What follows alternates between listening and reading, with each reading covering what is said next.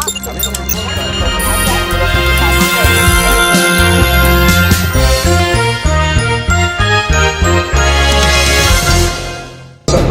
થાય છે એ લોકો હેરફેર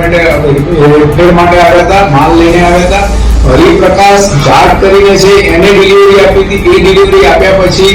એ ત્યાં ઉતરી ગયો અને પછી આ લોકો સીમા હોટલ આવેલા શાંતિપુરા સીમા હોટલમાં આવ્યા પછી એ લોકોને કોઈ પણ બાબતે ડિસ્પ્યુટ પડતા, કાં તો ચેકિંગનો કે વિશ્વાસઘાતનો એનો ઈરાદો હશે એટલે આ ત્રણે જણા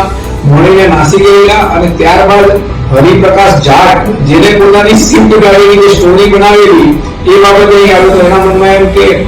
આ લોકો જે અફીણ છે એની વાતથી તો કઈ પેલા લોકો ક્યારેય કહેવાના નથી કે અમે અફીણ લઈને ભાગ્યા છીએ અને અમારી જોડે અફીણ હતું, એટલે મારી ગાડી પકડાઈ જાય તો મને એ લોકો મળી જશે અને અમારા અંદર જે બધા ડિલિવરીના અફીણના જે પ્રશ્નો છે એ સોલ્વ થઈ જશે. એમાંથી આ ભાંડો ફૂટેલો